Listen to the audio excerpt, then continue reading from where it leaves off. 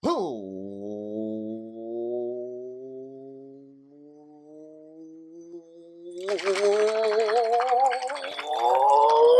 and gentlemen, boys and girls, children of all ages, this is Apex Greatness. I am your host, Russell Broderick. Fuck, that way. Damn it, I'm never going to get this right, and I'm fucking looking at it today. It's Dario Albuquerque. What's up, brother? I'm here. I'm ready. I'm ready for some fantasy football. Trying to get us hyped today. Here's what I wanted to talk to you about today. Anyways, who has been your favorite fantasy football player thus far in the NFL?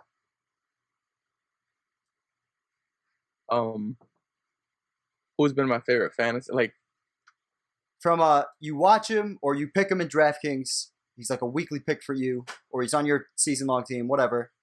And he's this person just like lights it up every week, or like just like you're proud of the call you had before the season, or something like that. Yeah. This is actually a huge surprise too. It's Patrick Mahomes. Like, it's just definitely Patrick Mahomes for You're me. The most predictable fucking human on earth. He's on my fantasy team. He's the one that I've been rooting for. Yeah. Oh my god. Next time I'll do this show by myself. But well, you want me to go talk with to my me? second Talk guy? to me. No, talk to me about Pat Mahomes. Oh, okay. Seriously, preach your case at least. Fuck. All right. He's just been every week. Literally, besides the one snowy week, he's been very consistent for my team, and I'm already rooting for my Chiefs. My Chiefs are winning. He's giving me my fantasy points. It's just exciting every single week. He has Carolina this week, and that will be the first guy that we talk about. Mine is a guy who played last night. Or not, last night. We're taping this on a Friday. He played yesterday. He's easily the most dominant receiver in fantasy football this season.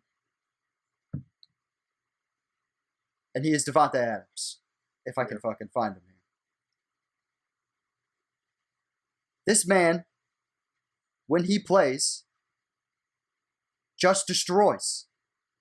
He has 4 games over 30 points. 2 games over 40. And he's only in the games that he's played, because he was injured, he's got multiple touchdowns in more games than he doesn't. Yeah. That's insane. I drafted him thinking that he was going to be the most consistent option in fantasy football this year. Like, I expected something like 20 points a game, like just for my first round pick, and he has easily shattered the expectations already. Yeah. Did you? He's got to be my guy. Oh no, you didn't. Yeah, you didn't pick up Aaron Rodgers. I didn't stack Aaron Rodgers. I went with the lineup. I have Davante Adams is Watson, Fuller, and then Dalvin Cook is the other guy that I was going to say. He would be in second place for me. So you got Dalvin Cook in the second round? Wait, yes. He was a first round pick. No, I went. No, you're right. I'm wrong. I'm bugging. Davante Adams was my second round pick. Dalvin Cook was my first round pick. Oh, and it's because you play half PPR. Yes. Because he was a first round. Davante Adams was like the thing about Dalvin Cook, right? We'll look at him real quick. The thing about Dalvin Cook, he came into the season with contract issues. Yeah. So on draft day, this is a guy who could have arguably went second, like had a case to go second, but I got him at the 4th pick. I saw him going as low as 7th in the first round, right? Because people were just worried that he was going to hold out. You would talk to me about that. And he started off this year, and the defense was like awful and still isn't great. And so I looked at this, and I was like, there's no way he's going to maintain this. You know what I mean? Because I just feel like for a running back to maintain their efficiency and their effectiveness, they have to have some sort of good defense. Otherwise, I just didn't expect these carries to stay above the 20s. You know what I mean? I just expected more games like this. And I thought they were solely touchdown dependent. But what he's done this season is fucking ridiculous so far. Yeah. Ridiculous. Do you think it's the perfect time to sell high on him? Great fucking question. He's coming off crazy games. If your championship is in week 16, his playoff schedule is New Orleans, decent defense, not the best defense in the world, but a decent defense. Yeah. Chicago, it's a really good run defense. And exactly, Chicago, an arguable top 5 defense, and Tampa Bay, who's another arguable top 5 defense. Yeah. However, before that stretch, you have just guaranteed you're getting to the playoffs. Look at this. Yeah. We got Detroit this week. We're going to talk about him. We got Chicago. Again, that'll be a tougher matchup, especially in Chicago. But he's going to get his opportunities, as long as he doesn't get hurt. Dallas. We've seen what Dallas has done. Yeah. Right? Carolina, a team we attack on the ground every single week. Mm-hmm. Jacksonville, a team that is completely falling apart and defensively gets shredded often. Right? So getting you to the playoffs, you pretty much got a cakewalk, right? Like, based on the beginning of this year, 20 points is realistic in almost every one of these games, right? But when you're talking about can he get you to the promised land, like is he going to fall back to earth against these teams? Odds are higher than they're not. You know what I mean? So, I think you're right. I think you can sell high on him. This is a guy who's passed his bye week. And it's just people will definitely look at the schedule and feel it difficult. If you're asking me, somebody offered me Dalvin Cook for DK Metcalf. He was trying to get the talk for that. Would you do that?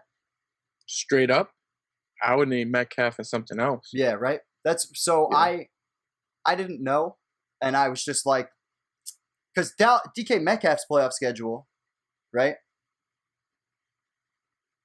Yeah, and I would have to look at his schedule. I don't even know what it is. Well, this is DK Metcalf's playoff schedule. It is the juiciest of the juiciest. It's the opposite of Dalvin Cook. You got the fucking Giants, Jets, Washington, and the Rams. Unless you see, I would like to see what he does here in Week 10 against Jalen Ramsey. If this turns out to be rough news for him, then I feel less confident in this. But Washington, I don't care what this red says. He's going to kill Washington. And the Jets, that's guaranteed. Like, he could be wide receiver 1 that week, right? The only thing, and I think usually, every time I've seen Seattle go against the Rams, Lockett tends to really go off. Like, that was last week. We could look into that. Last year, yeah. But that's why Week 10 is going to be really interesting. That might change my stance on it, but the schedule is very juicy for both these guys. But I think I would keep Cook in a 1-for-1 situation. Yeah, I think that's crazy. But I thought that'd just be a nice icebreaker to get us going for this today. So, without any further ado, let's get back to you and your team. We start this week with your Kansas City Chiefs going against the Carolina Panthers. Who do you like? Look up the lines for that real quick. Who do I like in the game? Yeah, winning this game? This is actually a really tough question. That I like the Chiefs. So here's what I'm gonna talk about while you look up the line. Gotcha. I feel like this is a really interesting game to stack out, right? The Panthers have plenty of offensive weapons, and Christian McCaffrey's coming off IR and playing, and is a full go for this weekend. Yeah. I do not think the world is going to be on him this week. I feel like if you're going to play Christian McCaffrey, this is the week to do it, because people are going to be like, he's on the fence, or they might wean him back into things. You know what I mean? Yeah. And right or wrong, that's going to reduce ownership, right? Yeah. So, and they already said that Davis is going to be a part of the offense. But even if you give Christian McCaffrey like 75% of the carries or the touches, that's still fire. Like that's top 5 in the league in terms of percentages. Not a lot of people get. The bell cow is a dying art. Yeah, it's a dying breed. So I just don't know. Is Watkins going to play?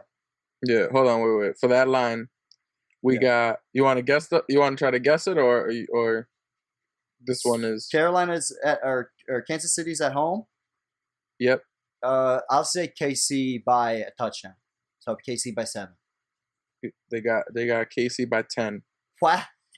Yeah. So that's fun. And then I think Carolina has the firepower to keep up with them, and I think Matt Rule's done nothing but show you that he can at least put points on the board. You know what I mean? Yeah. I mean, I think with McCaffrey coming back, it depends on how dominant he could be. Because if he makes the running game a big deal, it'll give those receivers it'll help those receivers out a lot. This is a really hard stack to do this week. Yeah, it's expensive as fuck. And then you got this game. Hold on real quick. Over under for that game is 53. Over under is 53. So they say the same thing. They think points are going to go on the board. Yeah. But what I was going to say is, let me see something. We had them against the Jets last week in a situation where all of the skill players for the Jets were under $4,000, which made stacking this game like a breeze. You know what I mean? Yeah. And I thrived on that last weekend. So did you. And these guys are not. This is a really hard game stack to pull off this week if you just want to go like that and have McCaffrey, Robbie Anderson, because there's not a lot of guys, and we'll talk about it. Injuries, let's say people are injured, that opens some things up, but Mooney, these guys on Detroit is really dependent on whether Stafford plays. We'll get to that. Like, there's not a lot of value here. Yeah. So I think it'll be really hard to do a full game stack for this. However, if you were to do it the opposite way and go like this, and then bring it back with, not Le'Veon, but Clyde Edwards-Helaire, who I think is going to be super low owned on the day. Yeah. And you kind of just start out with something like that. I think now you're more in a range where you can kind of pull things off. You have a better, like, your remaining per player is significantly higher, and you can do more stuff if you game stack that way. Do you think Hilaire's gonna actually, because they're split in time between him and Le'Veon, and I just feel like no matter what, the Chiefs don't run that much, like. Even when they should, the thing is that they have when they should this season. I know what you're saying. Historically, they don't. But when you look at Clyde, like, the games where they went up, he got 20 carries. Like, the outlier is this last weekend against the Jets. That's the outlier, honestly. And, like, I think to say he's going to get under 10 touches again is pretty unlikely, in my opinion. Like, I just don't. I don't think, unless you're telling me this is the Le'Veon, like, he's just taking over all the snaps. Which, I mean, no, I don't sure, think so. if you want to gamble on that, like, great, but that won't be me. But I could understand your reason for fading something like that. But if you're gonna play one of them, you should bring it back. Nobody's gonna be on Clyde for the reason you just said, and they're gonna look at that box score and they're gonna say no way. But if Kansas City goes up, you know what I mean? Like, they're one of the worst run defenses in the league. We attack them every single week. Yeah. So there's no reason to not play him. You know what I mean? And like I said, it frees you up. You have options. You can pick a bunch of different things, as opposed to flipping it the other way, where you can really, if you want to do the thing that we did last week, where we do Mahomes, Hill, Kelsey, right? Now you're looking at, where did Mahomes go? Thought I had him. But now you're looking at this, 4,600 per player, which is what we were at a second ago. But you have way more to go through.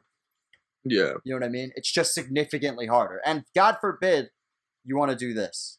Now you're really fucked.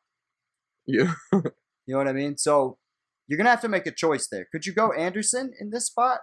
Or DJ Moore at a little bit cheaper price point? Maybe. But that's something I'm going to be really interested in going into the weekend is what the ownership's going to end up being on that game, because doing that stack, like I showed you, is tough. Yeah. What do you think? Do you think the Panthers are able to cover? Because I think they can. You said the line's 10, right? Or spread's 10. Yeah, I think I could see them definitely scoring a bunch of points. Like I could see them scoring like 20 points. Like what in Teddy's, like Teddy's been at worst like average this year. Like he's put points on the board. Yeah. And he does a little bit of scrambling, right? So from a fantasy perspective, we like that. He's got a nice floor. Yeah. And it's just about what you think about Kansas City. They're gonna try and run the ball on them. You know what I mean? Yeah. Like that. Kansas City's an obvious run funnel at this point. Yeah. So I don't know. Obvious run. What do you mean run? What do you mean by that? If you see these numbers right here, where they give up 211 per game, second in the league to the pass, but almost 150 to the run. That's a funnel. And it's because of everything you talk about of how they like to win. They like to get up big, and then make you throw. And the way they've built their defense is, if they make you throw, they win. Yeah. Right. But if you can run on them, they have holes. You know what I mean? Like it can be done. So it'll be interesting to see what happens. I think Kansas City will win. And I like Mahomes this week as the most expensive quarterback in that situation, especially at home. Anytime Pat Mahomes is at home, like he thrives in that environment. That's why I was so surprised when people were saying that this game was going to be like the Clyde show and he wasn't going to like destroy. Like, we pretty much nailed this last week. Like this game, I'm not feeling this game. I'm not feeling the exact same way.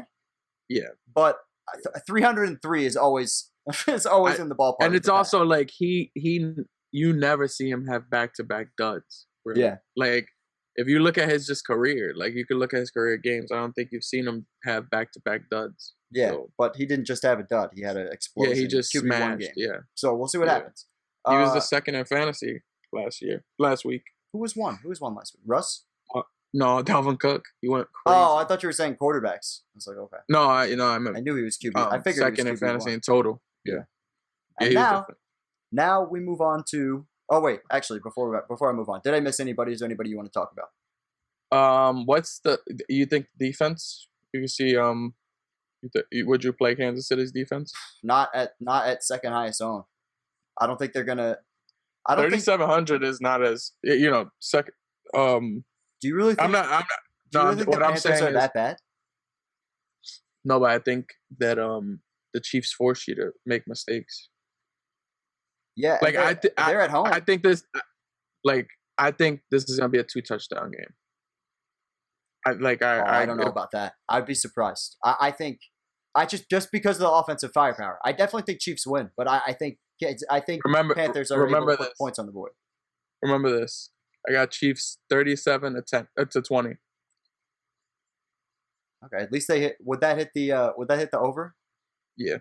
Then it'll do both. It's all that matters to me. Yeah. I don't care if they score 20 points if a touchdown goes to Robbie Anderson and they have him stacked, But yeah, facts. That's really what it's about when we're playing fantasy football. But with the defense, I will probably not have a lot of them. Like, there's plenty of other defenses that we're going to talk about. Specifically, one that I still think is underpriced at 4,900, but we'll get to that place when we get there. Is there anybody else that I missed besides defenses? No, I think we're. I mean, I could see maybe one of the other receivers going off for Kansas City, maybe like a Miko or I just worry with Miko. Or this dude. These guys don't even Robinson. These guys don't usually go off in back-to-back games. I can see it flipping to Robinson. Even Pringle. Did he practice? he was limited all week. Yeah. So he might play. If he plays, I'm going to be mad because that kind of eliminates everybody but Tyreek. Oh, yeah. Because like a half beat up Watkins is like.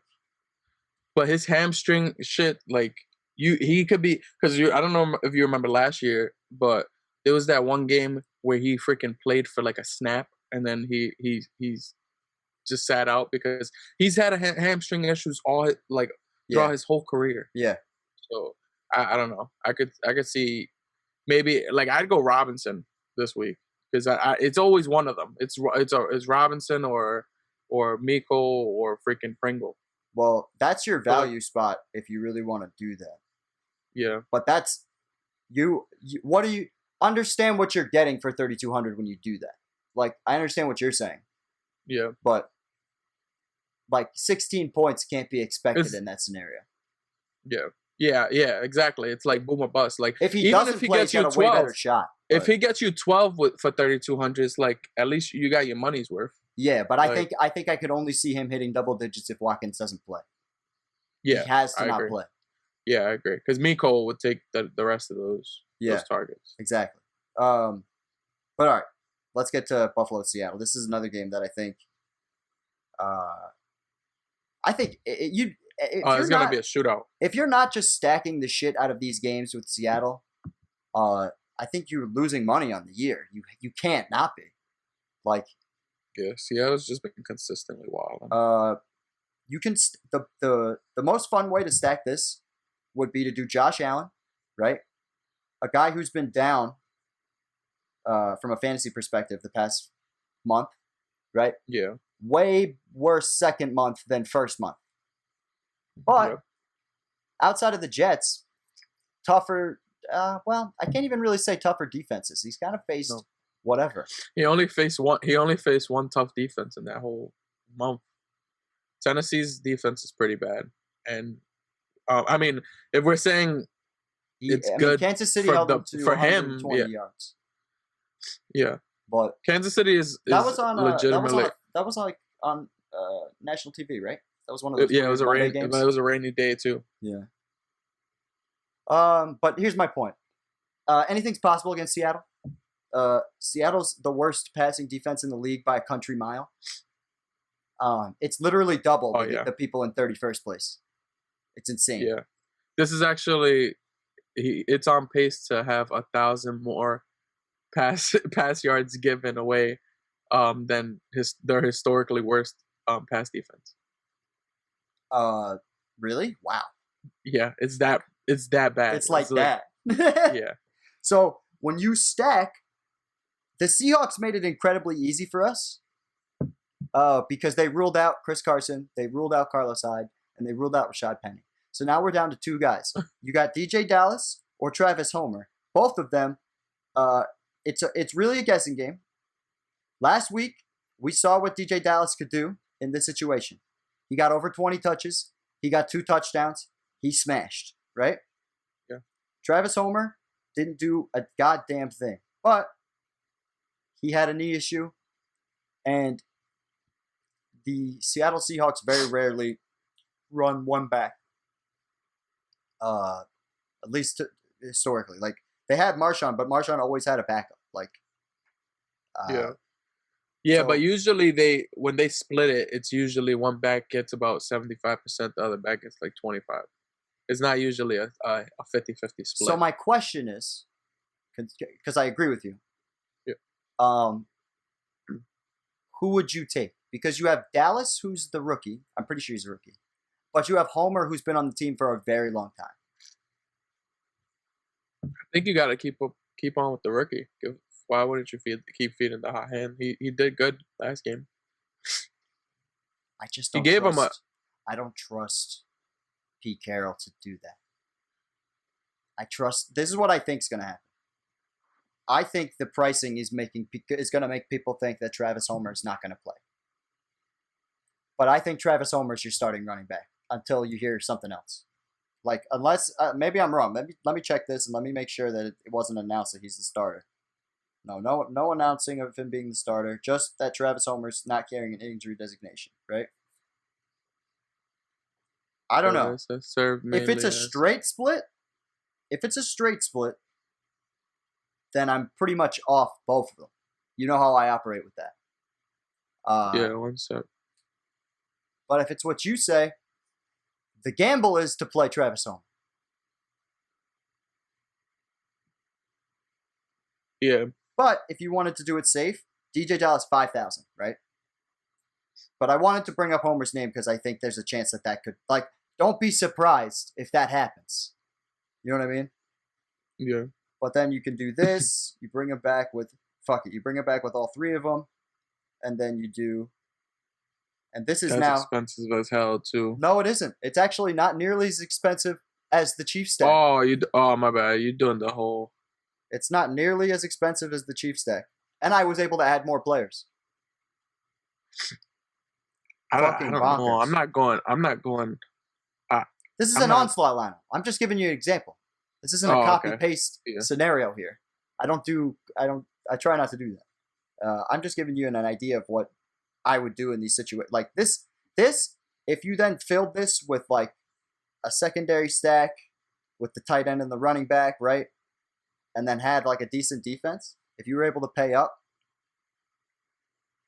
and go get one of these defenses up here, like I think you'd be in a good spot with this lineup.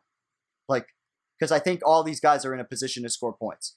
And if Josh Allen has one of the first month type of games, like I'm projecting, if he has a 311 or 415 and 4 touchdown game, like if he hits 300 yards and gets 3 touchdowns, right?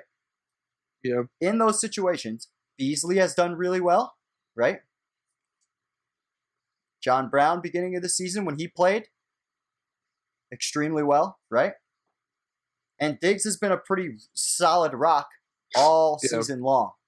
Yeah. And in this scenario, I can't see him not getting 100 yards. He's going to be one of those people that I just wouldn't put all 3. I'd split up. I'd go Beasley over John Brown and just. Why though? And only because look for someone else. Is the price? What makes you say that? Is it just price? Is it just because you see? No, I just think that I could get someone. Because John Brown is cheaper and he's going to be on the field more. Like Cole Beasley's the 3rd wide receiver. Yeah, but Cole Beasley has been like more consistent in fantasy. That's only because John Brown's been unhealthy. You see what I mean? When he was healthy, he was doing, and this is the other thing. Yeah, he's the deep guy, and Seattle. That's like they get roasted by that shit. Yeah, like, I mean, and he's so cheap. Like we're in a pick week one where of we're them. I just wouldn't value. split. If I was gonna take more receivers on one side, I would try to go more Seattle than. But you can't. Buffalo. It's more expensive.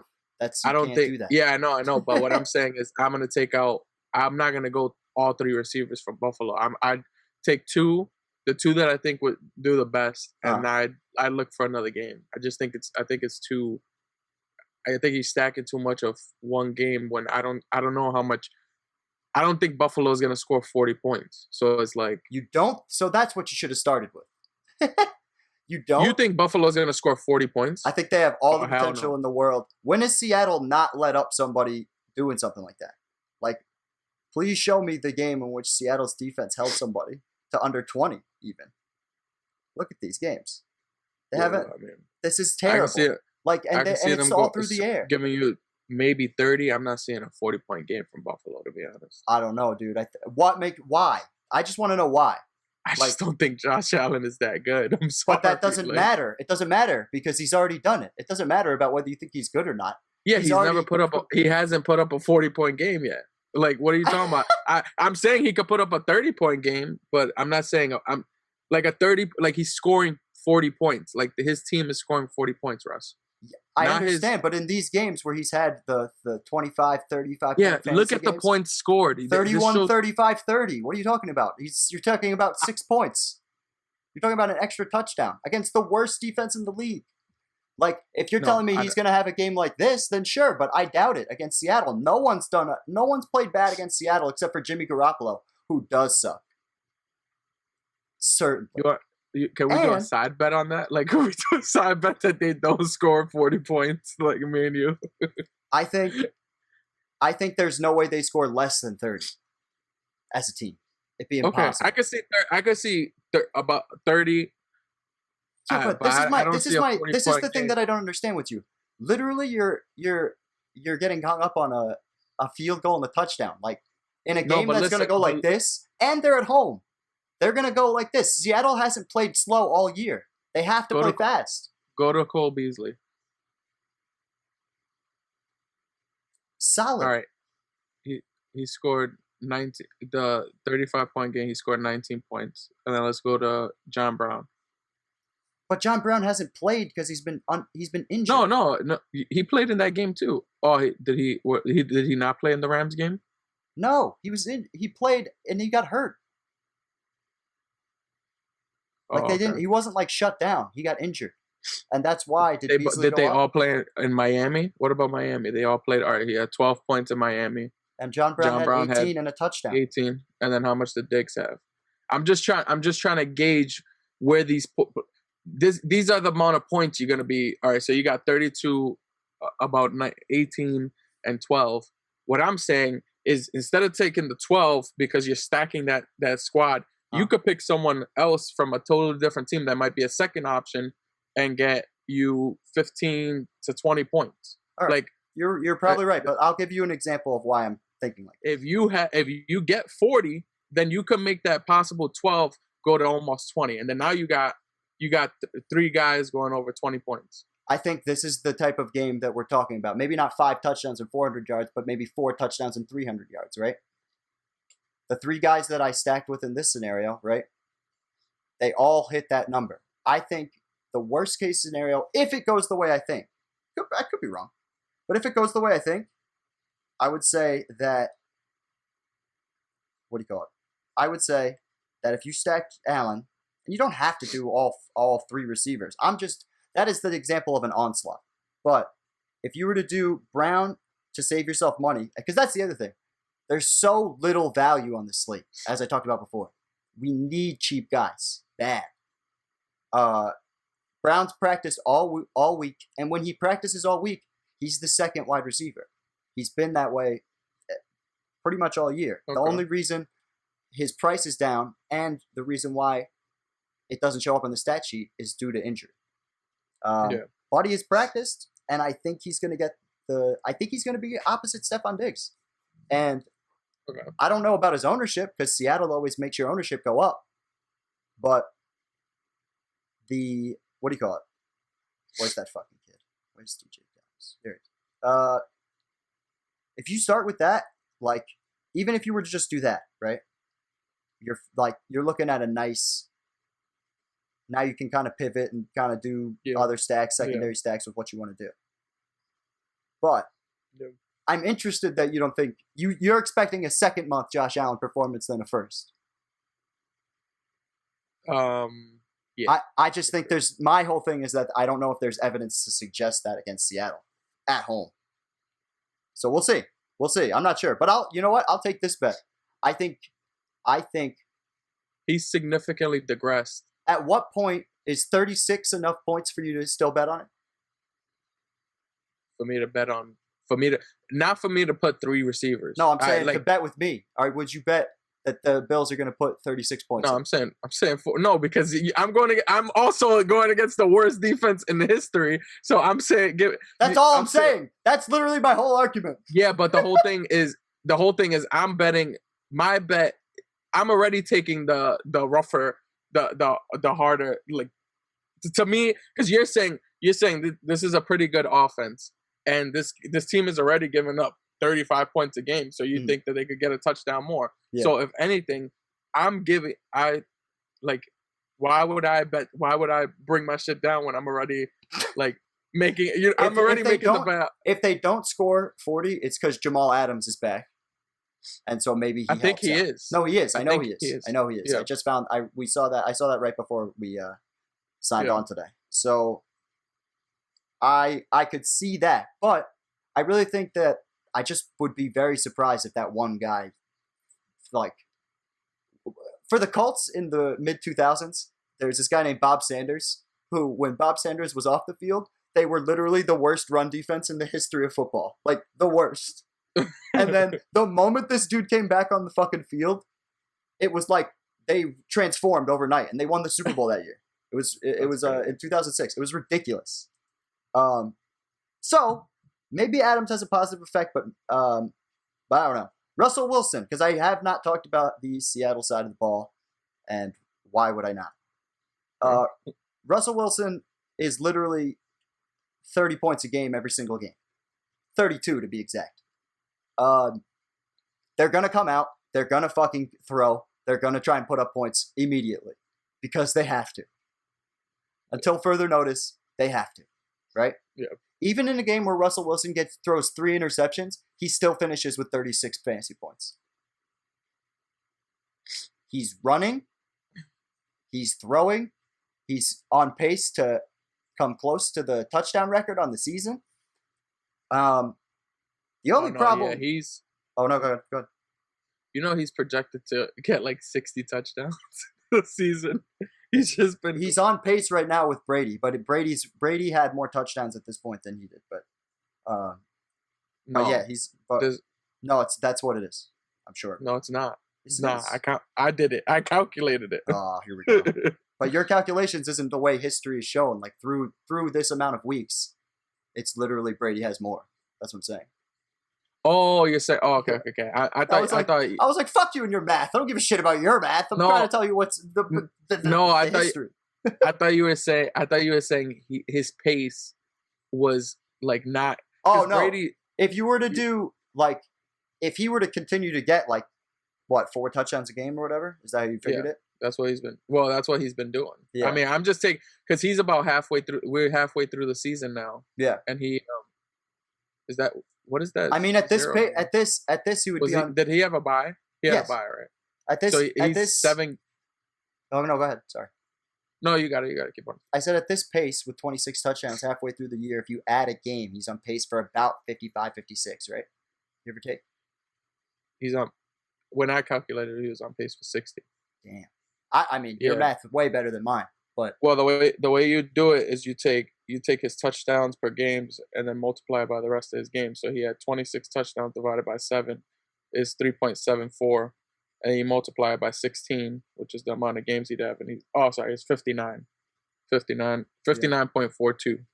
So about 59 touchdowns to 60. Yeah. Well, 55 is the record set by my God, Peyton Manning. Yeah. So I hope that does not happen, but it'd be cool to see it come close. Yeah. Fucking. But his schedule only gets tougher though, so. But he has the formula. Yeah, that's really what it's about. It's because that defense is so bad and he has to continue doing this that I think it's in range. But goddamn, 55 touchdowns. If you're getting 55 touchdowns, this is what you have to do. You just have to start with this. And then build around this. So far, these guys have not really gone off. When I say go off, I'm talking about this game that DK Metcalf had this week, or this game that Lockett had in week 7. Week before. They haven't done it. They haven't done it together. Haven't gotten. I'm pretty sure there's not one game where they've both gotten multiple touchdowns in the same game. Oh, Dallas. I think. Well, at least in Dallas. Well, they probably both got Metcalf had 23, and I think Lockett had 40. Yeah, but that's what I'm saying. There's no double 30 spots yet, because if they both had games with 2 touchdowns, which is within play, because why the fuck isn't it? Then you're looking at a total smash spot by having both of them, and I really think people are trying to play it where they think about it as only one of them can put up 20 points in a game in one game. You know what I mean? And I think if they get their averages, you got 32 here, right? You got 22 and 22. If they all hit their averages, here's 60, 70 points from 3 guys. You're already on your way to 200. Yeah. So call me crazy on that one. And then if you bring it back with John Brown, like I was saying before, and you get lucky, and he gets one of those bomb touchdowns. Facts. And now then you are chilling. Yeah. You are chilling. But who else do you like in this game? I feel like there's a lot of people to choose from. Do you like Moss from Buffalo, the running back? Doesn't he get a lot of passing? Isn't he involved in the passing game a lot? So, as we were talking about John Brown earlier, this is another guy who for me, his injury status has completely thrown me off. I have no idea what they're like, because he got these 2 touchdowns, but they weren't like huge run touchdowns. They were like, they were within the red zone. I'm pretty sure. Yeah, but I mean, he still get. I mean, what? How much is he? It's the only he's 5,000. He could get you. I mean, he was a steal last week. No targets in the past. Oh, okay. So it must be Singletary in the. Yeah, Singletary is between the 20s, and Zach Moss is the red zone. So if you see a situation where they're getting to the goal line a lot, then sure. But I don't know. I think that might be fool's gold here, especially in a situation where you're dealing with a third running back in Josh Allen. Yeah, true. That's always the thing that gets me with that. But I mean, why not? If you're looking to stack and you think that that's how the game's going to go, but I mean, the way you attack Seattle is through the fucking air. Yeah, it's really unless you're Chase Edmonds, then you just destroy them. Just no matter, like then it's like little dump passes to the running back or quick runs. But I don't see anybody in this game to not play. Yeah, I agree. And for those of you who are probably yelling at me right now because I forgot to say the betting line for Seattle. Oh, okay. The over under is 55 for that game. Yeah, and Seattle's favored by 3. Okay. So they're really favored by a touchdown because it's at Buffalo. What? The way the way betting odds work is home team always gets a favored 3 points. So how does Seattle be up a touchdown then? Because Seattle's is the away team, so they would lose. And they're swinging. Yeah, it swings. So what they're saying is Seattle's going to win by 3 points when they already favor Buffalo by 3. So they're saying we're not even favoring you by the 3, and we're giving Seattle a 3-point margin. So they're saying that in reality it should be a touchdown. To who? To Seattle? Yeah. Oh, okay. I see what you're saying. Now I got it. Because they always favor. I was really confused there for a second. I was like, "What the fuck does that even mean?" I was like, "I say that." I was like, because I was like, "How is Seattle favored by a touchdown, but they're on the road, but they're traveling?" I was like, "But it's 3 points." I was like, "All lost." That's exactly why it's because they're saying, "Look, you're going through all of those circumstances. I'm still saying you're winning by 3 points." Yeah. That's why they always favor the I don't know, man. I really can't imagine. If Buffalo plays bad, then fuck you, Vegas. But I can't see them playing bad against that defense. I just find it super hard to believe. They're making it a close game. If they thought they were going to play bad, they would have them Seattle by a touchdown, and it'll be even worse. Like, I think they have it by a closer game than. I don't know. I got Seattle winning that game, but. I think Seattle obviously should win the game because of just how Russ has played, whatever. But with that defense, they leave the door open a lot. Mm-hmm. So it's good for fantasy. That's for sure. Yeah. I would play pretty much anybody in that game. All right, so we got Denver. We got Denver at Atlanta, right? Yeah. You said the line is how? What's the point total for this? Over on this 50 points. Okay, so still anything over 50, I feel good about. Am I wrong to feel that way? Yeah, I mean you should feel good about it usually. It's 25-25 if you split it. Right? Yeah, you expect them. Well, so Vegas is pretty much expecting it to be a high scoring game. So yeah, you could look at it that way when you are doing your DraftKings. Philip Lindsay is still questionable. I hope he sits. Pretty badly. But Vic Fangio says that he'll be able to play. I'm hoping he doesn't play because if he doesn't play, Melvin Gordon is in the smash spot. Like, he's in a humongous smash spot. And I got news for you. He might be in it anyways. Atlanta, I don't care what this 6 says. I really don't. This is what I care about. They give up crazy fantasy points to the running back. And if Melvin Gordon gets volume, they will give up crazy points to Melvin Gordon. Yeah. I think this is an easy game to stack. How do you feel about Drew Lock at 5,200? How do you feel about Drew Lock? Against Atlanta's defense, I feel okay. I feel like he could give you 20 points in a game last week where they put up 30, right? And he had 3 touchdowns and he only put up 20 points. Yeah. If he does go off, this is how it'll happen. It'll look like this. You'll have Locke. You'll have Jerry Jeudy. He'll be very necessary for that. You'll have to have Fant, right? And then you can bring it back with, Gurley, Julio, because Ridley might not play. And then if Ridley doesn't play, now we can look at the Russell Gages, the Zacchaeuses of the world. Yeah. Like, not for sure, but these guys are all Blake and Zacchaeus, if Ridley doesn't play, are in play. Yeah. What about Hayden Hurst? Hayden Hurst is one of those guys that, I just never feel super confident in anymore. Like, he's getting consistent volume, but when they get to the red zone, it doesn't really feel like he's the option. It doesn't feel like it. Like, it feels like they give it to Gurley, and just pound it. They run it a lot, and once they get into the red zone. So I don't know. Julio Jones has had a pretty decent year with 2 touchdowns. That's more than usual. Yeah. His usual fucking 0. But yeah, classic Julio, 2 touchdowns in 1 game, but outside of that, no touchdowns on the year. Always capable of destroying, and especially if Calvin Ridley's not playing, I really like this stack. And it's got a really nice average remaining per player that you can kind of get away with some fun shit. And I feel like this team. Do you think this would have a lot of ownership? No, I don't know how much. No, yeah, I don't. I think it's gonna be. Game. I think it's gonna be sneaky.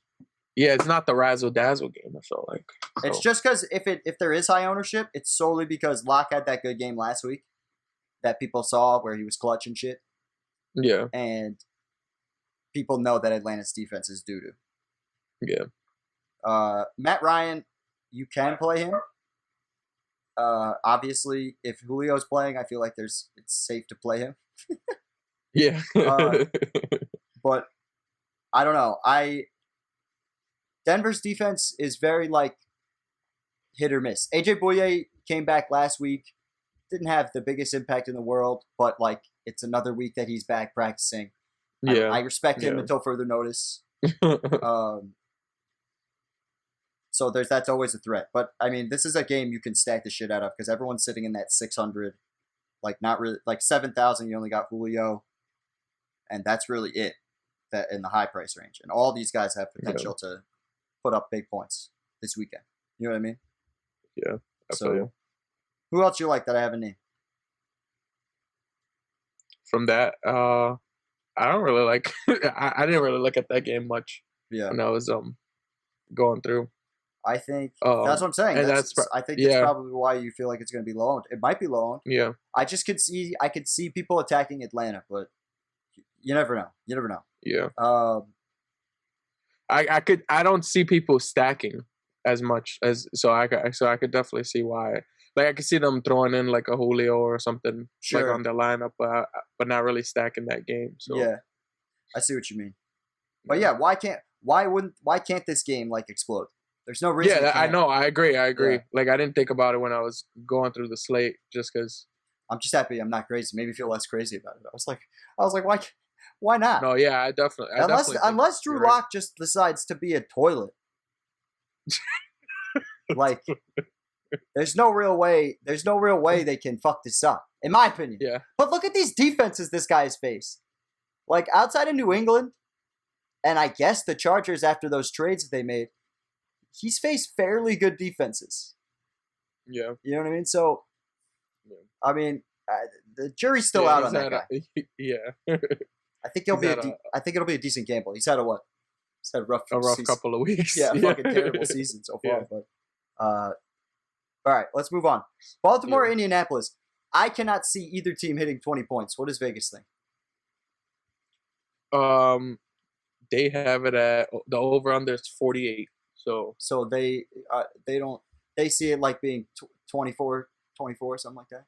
Yeah, something like that. Like more. Yeah. Probably like 30-10 somewhere, some direction. Oh wow, that's crazy. So what do you think? Who do you think?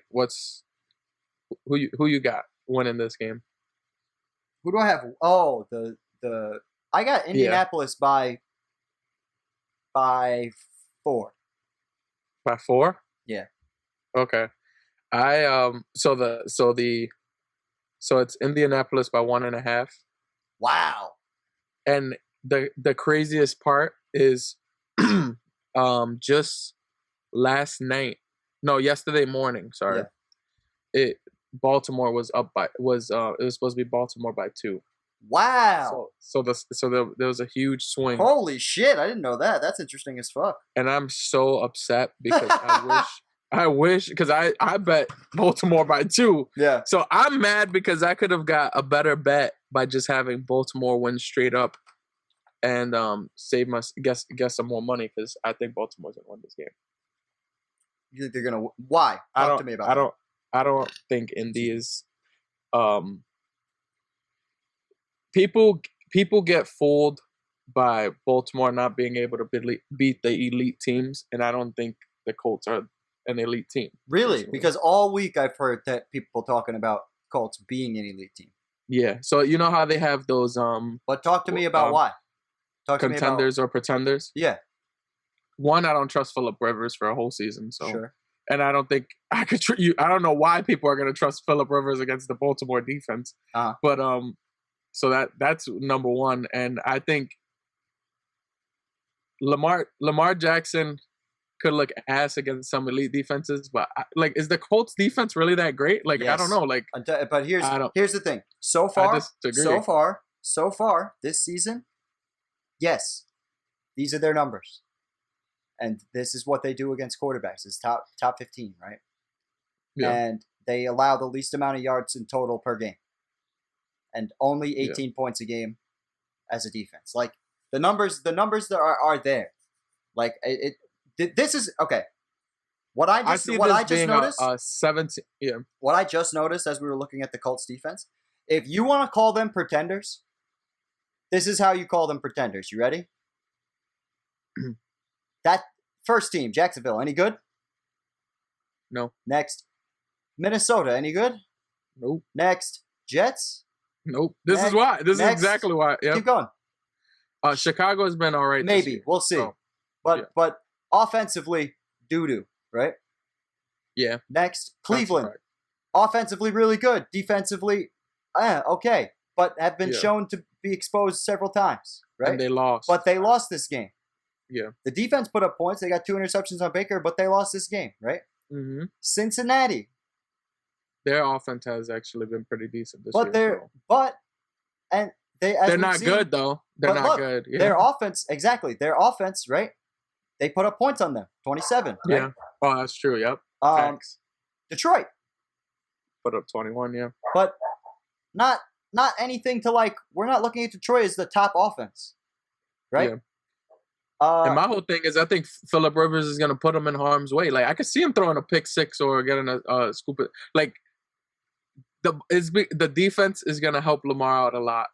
And I just don't see, like, why can't Lamar put up 20 plus points? Like, Lamar is. I love this mentality that you're going with. Keep going. I like this. I just think Lamar, when he goes against elite teams, I question him, and I just don't see in the Colts as an elite team, and I think he can do what he's great at. Like, I don't see why he can't. I think he could run all over the place on them, and I think he could make it work. And he wants to throw the ball more too. Like, he's like spoken out and wants to get Marquise Brown, whatever, more targets and stuff. So he wants to throw too. So yeah, I feel like this is going to be one of those games that everyone's questioning Baltimore. And it's even perfect because it's showing like everyone is betting against Baltimore. And I think he's just going to smash. And then everyone's going to be like, oh, this guy's great again. You really think this is going to be like a Baltimore, one of those classic Baltimore games? Oh yeah, it's gonna be Baltimore 27-17. That's what you think. So you think Rivers is going to put up some kind of points? Yeah, you actually talked me through this because I actually had this 17-14 game, and then I saw the Colts gave up the last couple of games. I'm like, oh, they're definitely giving up 30 to Baltimore. So then we got to do this. This is the move. Squeaky wheel because Marquise Brown has complained about not getting more touches, right? Well, I also hope that doesn't happen because I'm going against Marquise Brown this week. Yeah, but so what's the matter? It's okay. Be unbiased for 1 second. There's a chance it could go off, right? Yeah. Squeaky wheel gets the grease, and then you have to deal with this. This is a total contrarian move. I think Lamar Jackson's going to be the lowest owned in tournaments he's been all year. Yeah. I could see under 5% ownership for Lamar Jackson.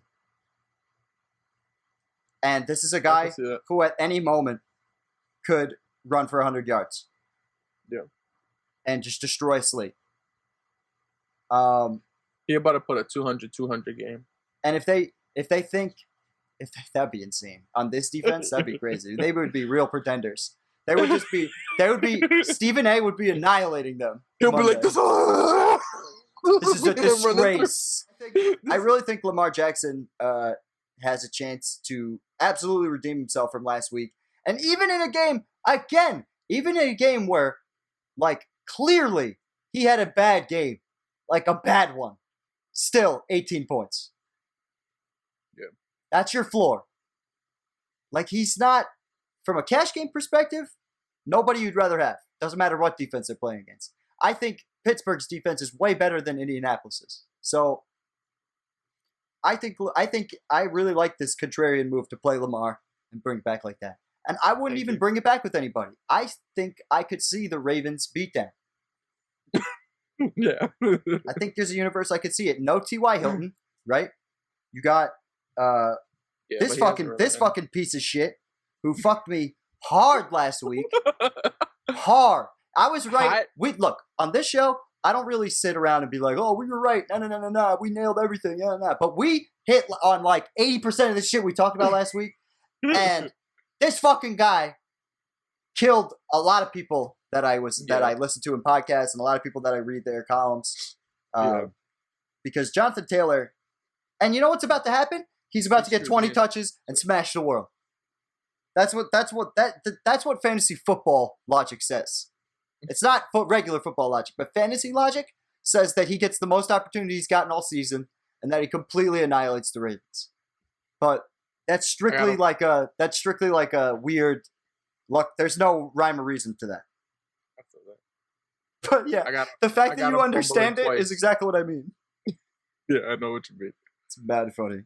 But that's really interesting that you see that because like I could totally see Ravens. I don't like people fronting on my boy. Like trust. Dude, Lamar is.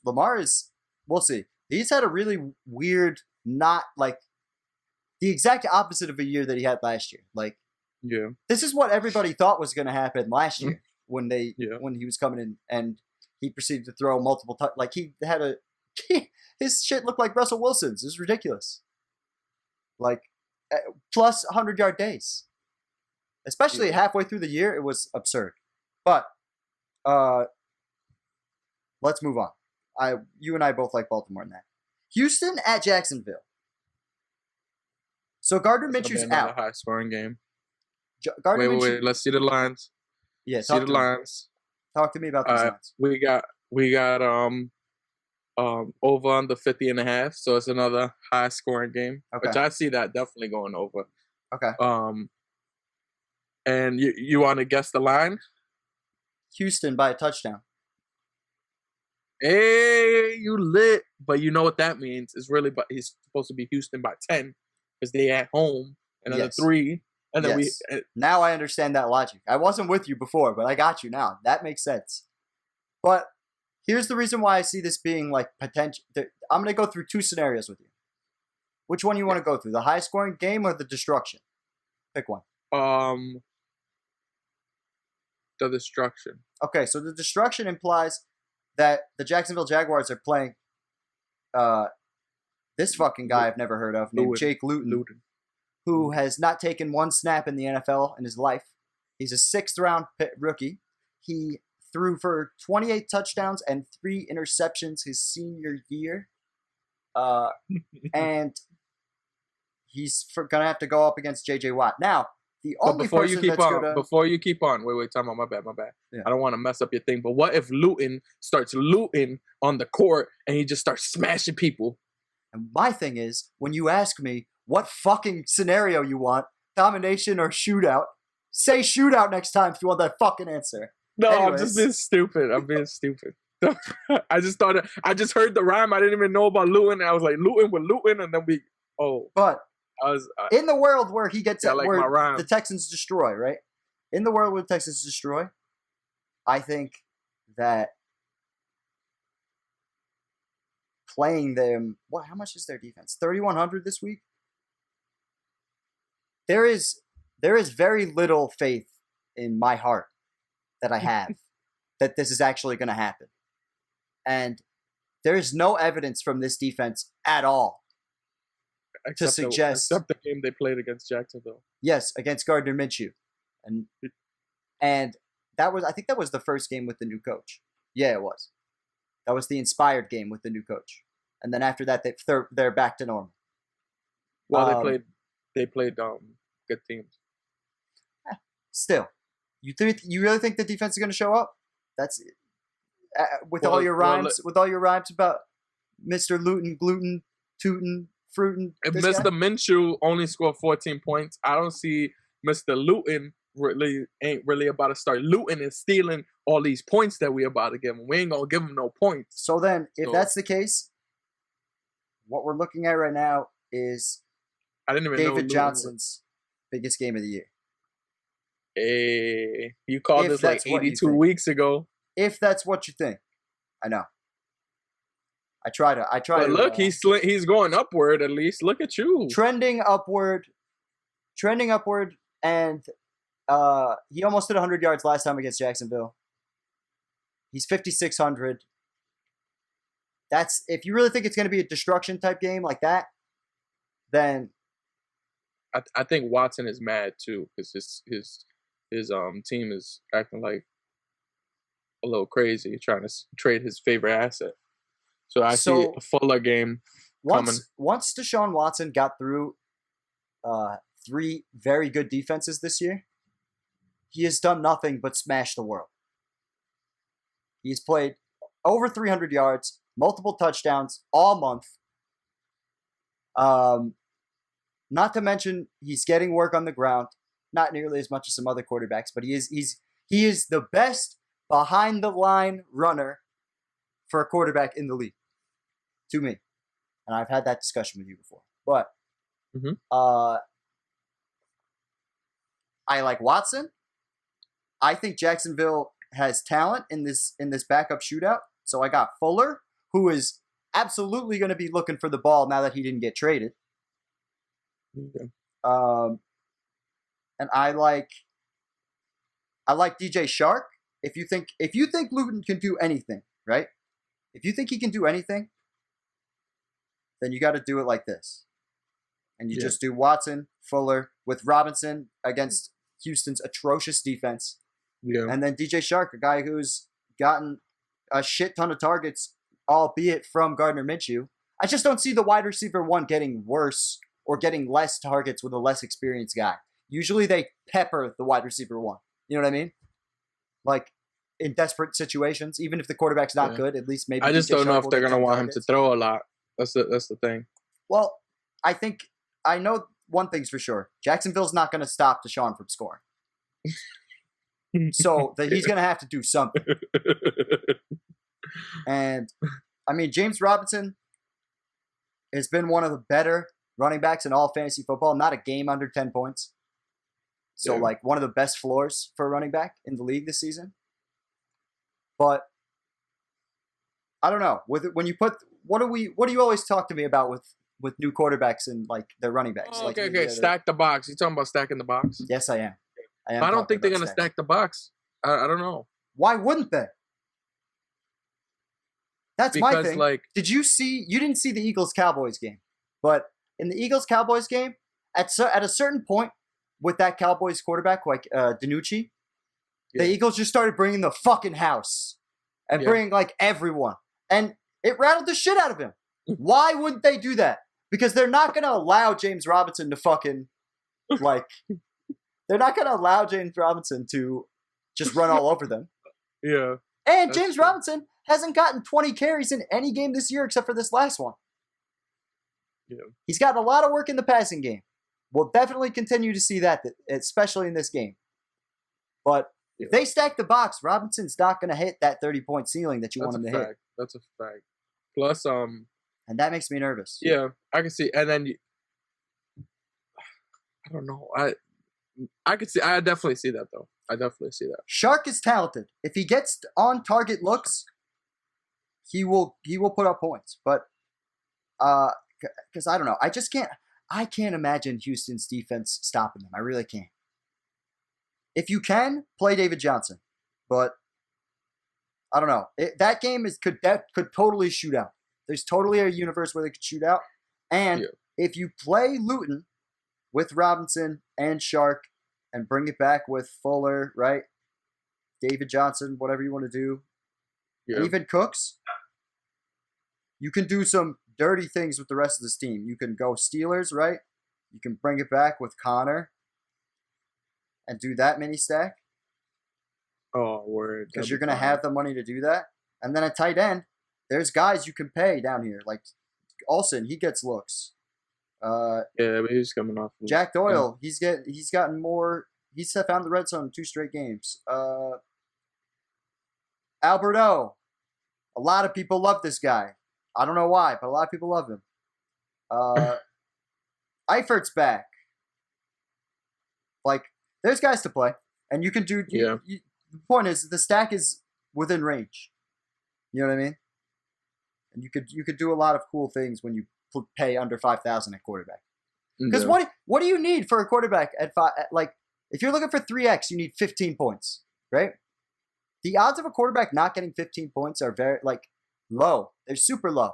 They pretty much that's a quarterback's general floor, even a bad one.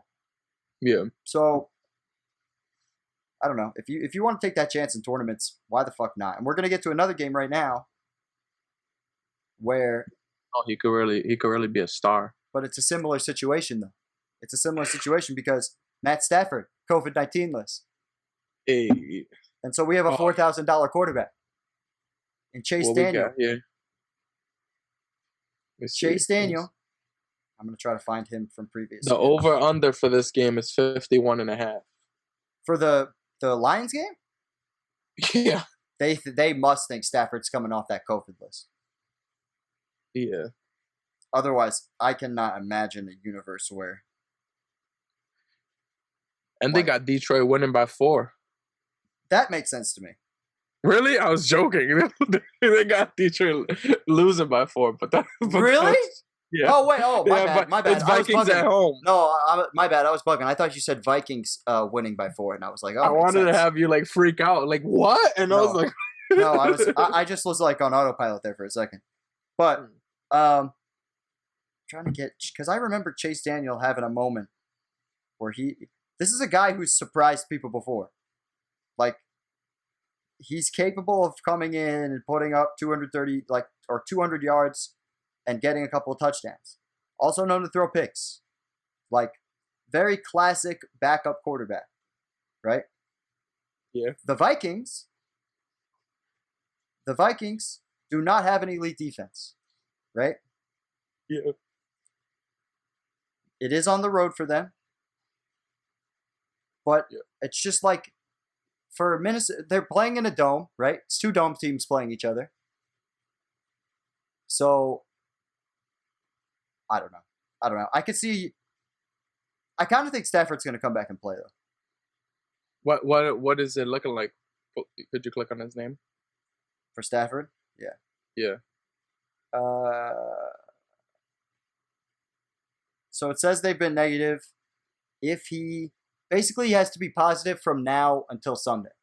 If he's positive, or negative rather. Yeah. If he's negative Sunday morning, then he can play. But he'd be Yeah. playing with no practice. But Matt Stafford with no practice is still better than fucking Chase Daniel. And if Matt Stafford plays, I'm playing him. Yeah. Because I was going to play him anyways. And I was going to do this. I was going to go Stafford. I was going to go Marvin Hall, who's another guy, cheap guy, that I think is not going to get you don't like a lot Kirk? of eyeballs. Is this just the Detroit side? I'm just looking at the Detroit side right now. Oh, okay. And then bringing it back with Dalvin, and then bringing it back with either Jefferson or Thielen. So let's just do Thielen for shits and giggles.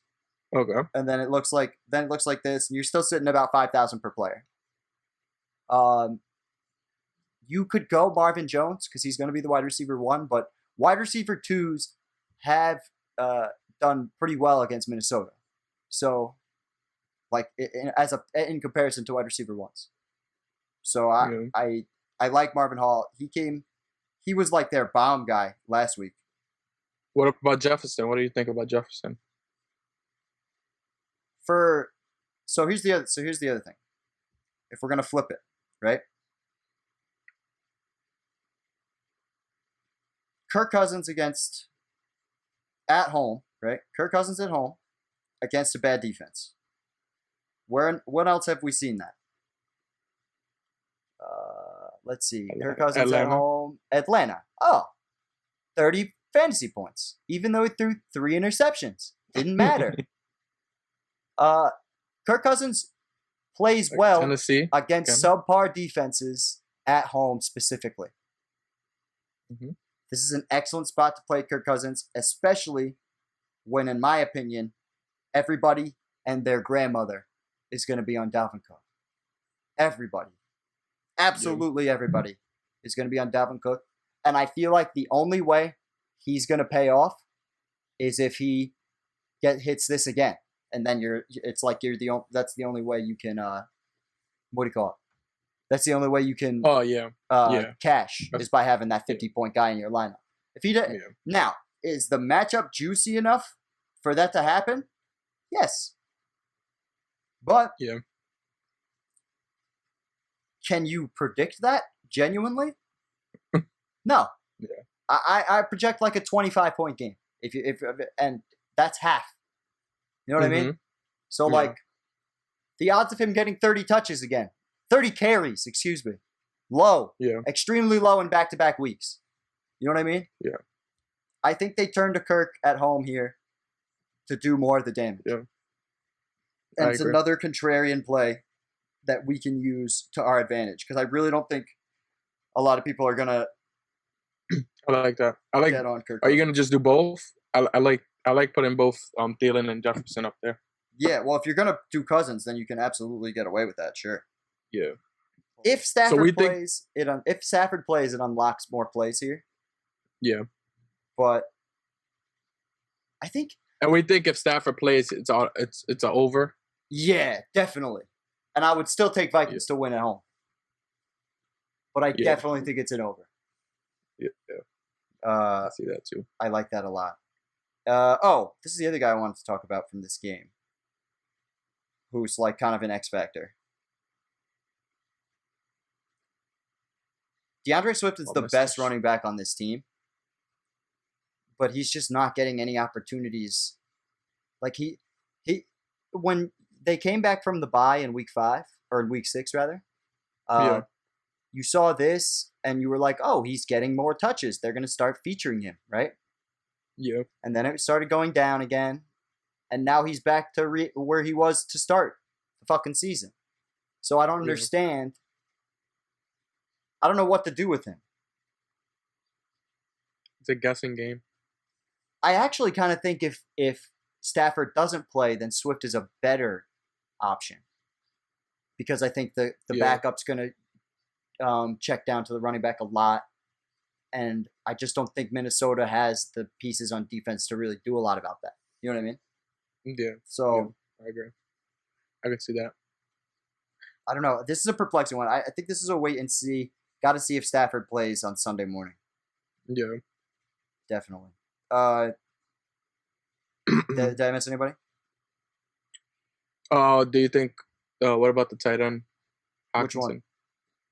Hawkinson. TJ. Ugh. I don't know. He's always like it's like 10 targets is great especially for a tight end. He's been pretty. He's good. He's been consistent since the bye week. Yeah. I mean, all season long he's been pretty consistent. To be honest, look at him. You could. You could totally. You could play him, I guess. I just don't. I don't know. Tight ends are scary, but against Minnesota, why not? You know what I mean? Yeah. Especially if you're looking for ways to pivot. It's just at 5,100 for a tight end. There's like, we got Waller up here. We got Andrews, who we said we liked. We got Noah Fant versus Atlanta, which I think is a better matchup. Gotcha. Like, honestly, I think Hawkinson and Fant should be switched for prices. Because I think if Hawkinson was 46, I'd be more inclined to pay for him. But at 51, I'm like, there's no explosion for me. I don't think. Well, you got to remember, since Galladay's not going to be there, he's going to be the second option probably. Well, I think the second option is going to be Marvin Jones. Because that's what we've seen when Galladay was out previously. Well, he's the first option. Oh, my fault. I'm sorry. So that's what I'm saying. Hawkinson will be his second option. You think over Amendola? I have to look at Danny Amendola's, because I'm pretty sure. I guess it's Hawkinson. I guess it's Hawkinson over him. I don't know. I guess I have a blind spot for Hawkinson. I just really don't respect him. I don't think he's very good. I really don't. I don't think he's good at all. He bothers the shit out of me. He should be way more dominant than he should. Last time Russell did this on the tight end, we saw they did. They exploded. So everybody, Russell. Play TJ Hawkinson. Yes, you too. You have to now. You have to play him at least once just so you can. Just so I can reap the benefits. You're completely right. Yeah. If the backup quarterback's in, guaranteed 5 touchdown game for Hawkinson. You're totally right. Fuck. He's like, damn, now I gotta play him. Yeah, now I gotta play him because I know I won't. I'll just gloss right over him. Yeah, expect TJ Hawkinson to be a top 5 tight end this week. So we got Washington or the Giants going to Washington, right? Yeah. Secret game for fantasy production, in my opinion. You think? Yes, I do. Now, I think before you go, Vegas has this as over under 43. Oh wow! So they completely fucking disagree with my ass. And they got which is expected Washington by 2.5 points. Yes. Do you see this? Well, what do you think? I see this game as a situation where I can see a couple of guys getting fantasy points. Like, I don't see a lot of touchdowns in this game. I think it's going to be a low scoring. I see it being a pretty low scoring game. Maybe like a 14-20 maybe, something like that. I wouldn't doubt that. Giants don't score a lot of points, so it's just like they don't score a lot of touchdowns. So that's, and I think Washington's defense is and they both the best things about Washington and the Giants are their defenses. So that's why they have it being a low scoring game.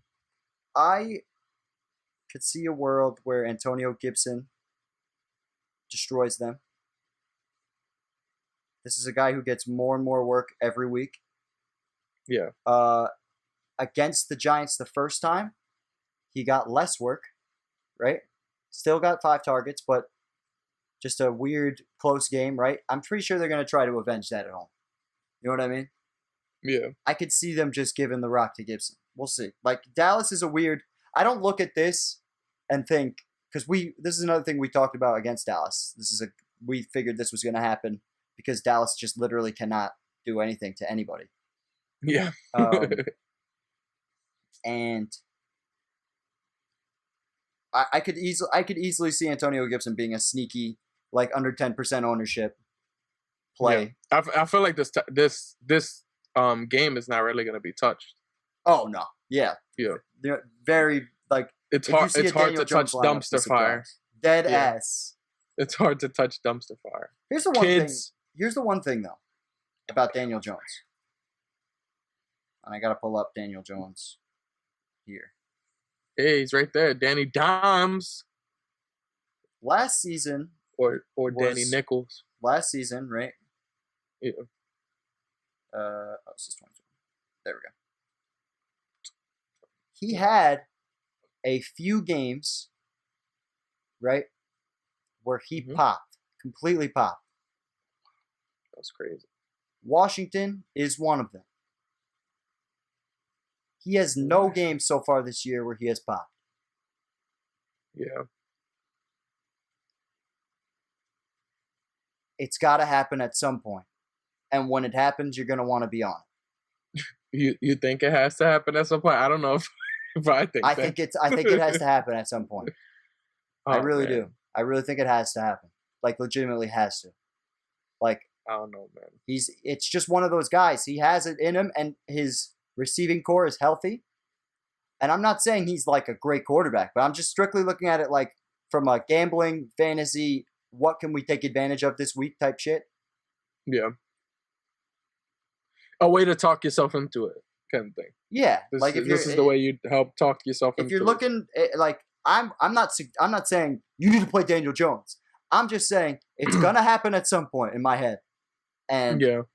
Washington's as good of a week as any. He's also got Seattle and Cincinnati coming up after his bye week. Like, it's gonna happen coming down this stretch here, and you're gonna want to be on him. So you're gonna hear me begin to bring it up because I think about that a lot when I get to Daniel Jones. But is this the week? Who the fuck knows? But it's gonna be one of these weeks. I promise. I guarantee it. How much is Wayne Gallman this week? Let's see. Wayne Gallman, 4,500. Devontae Freeman already ruled out. Wayne Gallman's a guy who's been consistent when given the starting job, gotten a touchdown in back-to-back weeks. Yeah. Just other cheap guys if you're looking for cheap throw-ins that are, you know what I mean? Especially for cash game, why not? Either of those. Anybody from the running game here. I heard somebody talk about Terry McLaurin this week. And no. I can see that. Here's why no. Okay. James Bradbury, who is the lead corner for the Giants, is elite. And he shuts motherfuckers down. Hey. McLaurin, you hear that? You hear that? We don't play. Well, let's see how McLaurin did against the Giants the first time. What we about to do, McLaurin? What we about to do? 7 for 74 the first time on 12 targets. Finished for 15 points. He is getting targets. He's going to get the targets to get it done. But if Bradbury shadows him, it's going to be a tough night. Yeah, for 5,700, that wasn't bad. But for 6,500, I'm not happy with that. Can appreciate that. For 6,500, I want to see a 20-point game. Give me a 20-point game. I think I'm on board with that. Yeah. I would definitely agree. Yeah, so I could see what you're saying for sure. But I mean, again, just looking at contrarian options here. You want to know a game that I think nobody's going to be talking about, and I don't know if they should or not, is this fucking game. That one's so scary to me. It could go two totally different ways. It's super scary. Yeah. I don't know who to fucking play. My heart says Derrick Henry. One I'm scared to bet on for sure. Yeah, what's the line? Talk to me. Yeah, so we got we have bad. You're good. So the over under is 47. Uh-huh. And I could see this going completely over or completely under. Yeah. So it's like that's why I'm so scared. And then you got since it's tight. Oh, Titans at home. Titans 6.5 points. So about a touchdown. Wow. It's solely because Chicago's defense or Chicago's offense can't do anything. Yeah. Like exactly. But they give up big plays. Or for at least in Tennessee, they give up big plays. You know what I mean? Yeah. So Foles is going, and he likes to take shots downfield. This Nick Foles. Yeah, and I think Nick Foles. So Nick Foles, with his back against the wall, he wins. He wins you a Super Bowl. Right now, his back is really against the wall because if he doesn't do well, he's probably going to lose his job. Some point this year. I don't know. He's giving it back to Mitch? I don't think so. Yeah, Mitch is injured right now, though. And he's so, out. Yeah. He's got nothing to lose right at this juncture. I get what you're saying. Because they're not going to give the third guy the job. We've already seen. Yeah, he won't. They won't. But I think he doesn't want to have, especially since their record is okay. Like he could really like help them push to the playoffs. So I think if he wants his job for the future, though, you could see him losing his job in the future if he keeps on doing ass. No. Here's the thing. I just don't think I don't think they have an alternative to go to. But there's this guy in Miami with a big beard, named Fitzpatrick, who I've heard is really good in these situations. Oh my God! If Fitzpatrick was their quarterback, that would be perfect. What a world we live in! What a world we live in 2020, where people are suggesting Ryan Fitzpatrick as a starting quarterback in places. But he's been for the last 2 years. He's been playing pretty good. I know, but it's just like the roller coaster that guy's gone on in his career. It's ridiculous. Yeah. Having said that, I'm kind of talking myself into Titans D here, as like a nobody's going to be on them play. Their defense isn't great, but when they get interceptions, they will put up points. And Nick Foles gets sacked. Mm-hmm. He just like. Nick Foles is that bad, and he's played that poorly, especially the fact that the Bears have an absolutely horrific offensive line. Yeah. Why not Titans? I don't think a lot of people are going to be on them. And if that's what happens, then Derrick Henry at 79, even against a tougher defense, he's still going to get 1,000 carries. Like he's going to get. I guarantee you, a famous stiff arm is going to happen. This week, because it happens every week. Yeah, my man's averaging 110 yards a game right now. That's fucking awesome. So AJ Brown is a weird situation, right? Like he's been he didn't practice one of the games. Did he practice? Full practice. He returned to practice. Full practice. Okay, this is the second straight week this happened where he didn't practice, and then he had a full practice to end the week, and he was good to go. So I don't know if he's just like managing. He has had 5 touchdowns in 4 weeks. Yes, he has fucking smashed. Do you trust him in this? Well, this week. You like this idea of 6,600 getting you to 20 points. Do you think he's gonna get 20 points? I don't know. Do you know the corner that's going to be? Well, in general, Chicago guards the pass pretty well. Yeah. This is kind of this is one of those things where Derrick Henry kind of needs to do well, and this is a game I will personally be staying away from a DK perspective. I just don't see either one of these teams like blowing up the other team, and I don't see a shootout here. So it's hard for me to justify telling you. Like, Allen Robinson gets pretty much 10 targets a game. He's gotten less targets the past month, but even so, there's critical targets that put you know what I mean? Yeah. At least against New Orleans, for example, as long as he gets in the end zone, he's going to finish with a nice day. The last guy that I wanted to talk about, if I'm wrong about Foles, is this sexy fuck right here, who I brought up last week, who did exactly what I thought he was going to do against New Orleans, because he's really fucking good, and all Nick Foles has to do is get him the ball in an area where he can receive it. And guys, if you like winning money from ideas like this, like, comment, and subscribe. Dead ass. Facts. Right underneath me is the logo. It looks like I'm pointing to my dick, but it's the logo. It's over. It's over here. It's over here. It's one of those somewhere. I don't know where I'm at. If you guys are making money off these picks, or if you guys are just like listen to us talk about dicks, definitely. Hey, that rhymes. Definitely like, share, and subscribe. But Let's move on. Next game. Yes, this could be shootout of the week. Please let me know the over-under for Las Vegas and the Chargers. Sir. I got you. You want to do a drum roll for me or no? It's not that hype. Oh, hey. Wait, you doing it? I can't really tell. Over under 51 and a half. That's good. Yeah, I like that. I say Chargers by 3. It's a pick 'em. Wow, really? Yeah, it's a pick 'em. Well, that's funny because I would say for fantasy it's a pick 'em too.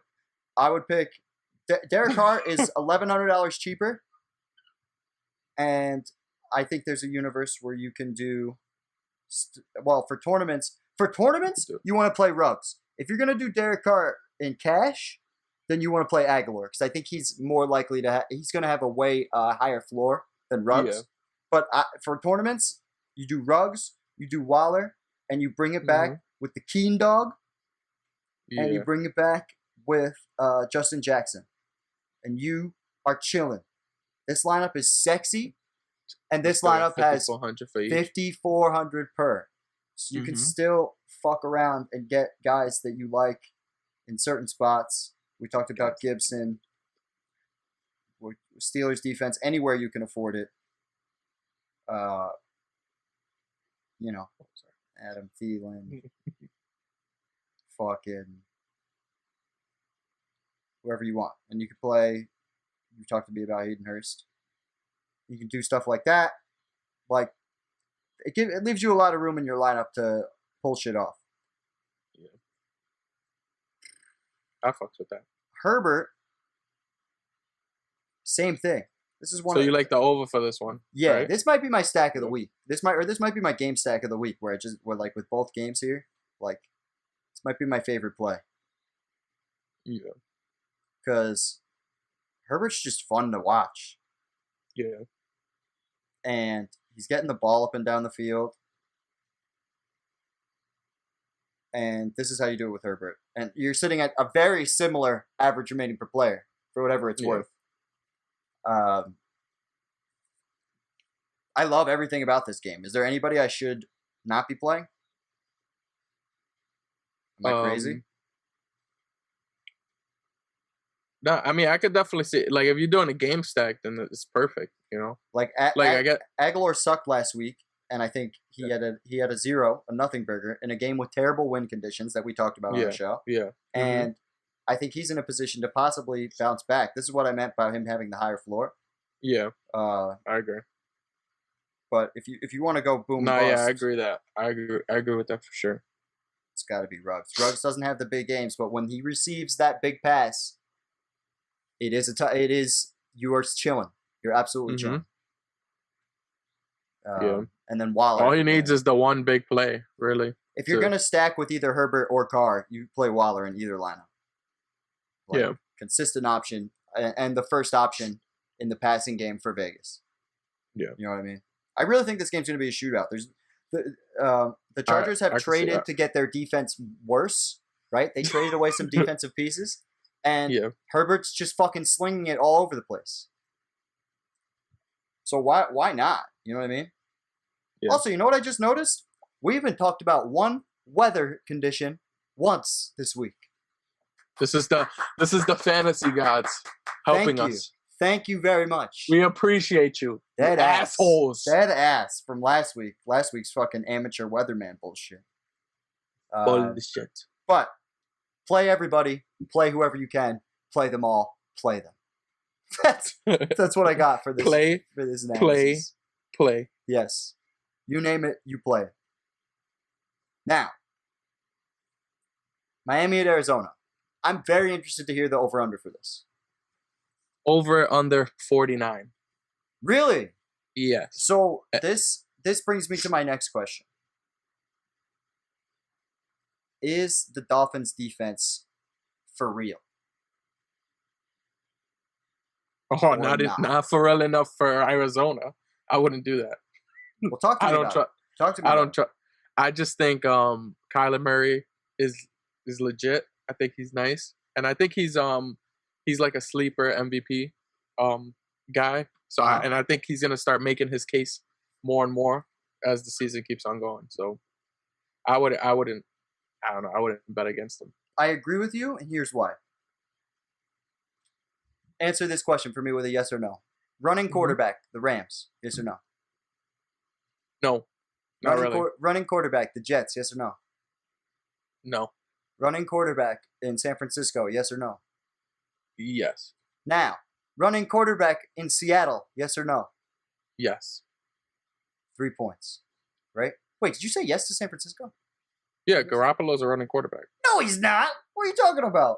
He doesn't run? I thought Garoppolo ran a lot. No? That's how much I don't respect that guy. I don't fuck with him. Wait, Garoppolo's a runner. No, he's not. Yes, he is. No, he's not. Literally, yes. He's not. That's why they run the... Oh, my God. He runs a little bit more. I can't let you look this stupid on the show. This is absolutely the most insane statement I think. Maybe not running, but I know he's mobile. He's mobile. He'd be moving around. He sucks, but he'd be moving around. He is as mobile as Tom Brady. No, you're wrong. You're literally wrong. I've seen him play. Maybe he doesn't run, but he definitely is more mobile than Tom Brady. He doesn't run at all. Like, he never runs. And this is this year. This is the year before. On the rushings on the right. He never runs. That'd be bugging. I was like, tweaking. You are definitely tweaking. He never runs. He had 23 yards in a game in New England against Kansas City. That was his high of all these games. All right. Not a runner. My bad, guys. My bad. But they know what I mean by mobile. He'd be running around the back of the whatever. Behind the line of scrimmage. But behind the line of scrimmage. Listen. Point is, not necessarily a mobile quarterback. High fantasy point finish, right? And good defensive output. Seattle, running quarterback, yes or no? Yes.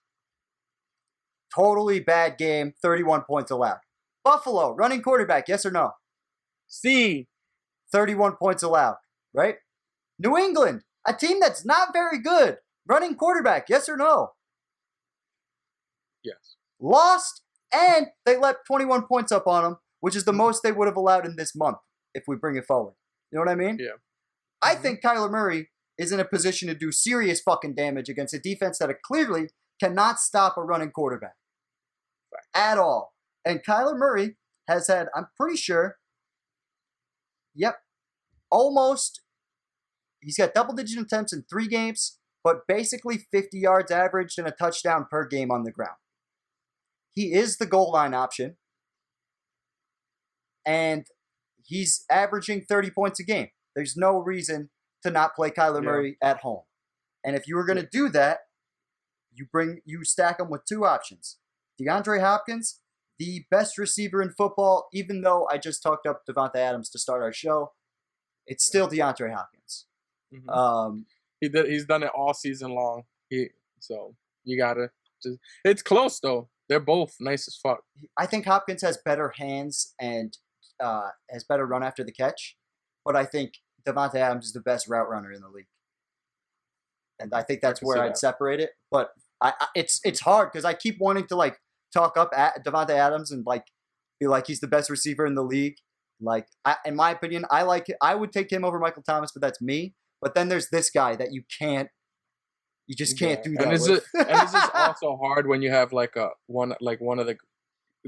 arguably one of the greatest quarterbacks ever thrown to you too. And nobody else on your team. Definitely, this is the stack you got to go with. Chase Edmonds is gonna get the starting job for the next few weeks because Kenyon Drake is out, right? Yeah. Now, not very impressive running numbers on Chase Edmonds' part, right? Because he never really gets a lot of carries. However, we see even before he got this job, before he played against Seattle here, he was putting up fantasy points and having big days. Why? He's one of the best receiving backs in the league. A Kamara-style receiver out of the backfield. And can totally fuck a slate up. And at 6,800, I don't think people are going to play him because of everything that I just said about Miami's defense and how good they've been. And because of his price. 6,800 for a guy who's typically a backup running back is a lot. Yeah. That would put him. He is the sixth highest. Yes, the sixth highest running back on the slate. I think if you've given him all the touches, he's gonna fucking do really well, and that would be my stack. And I don't think I would bring it back with anybody on Miami because the jury for me is still out on Tua.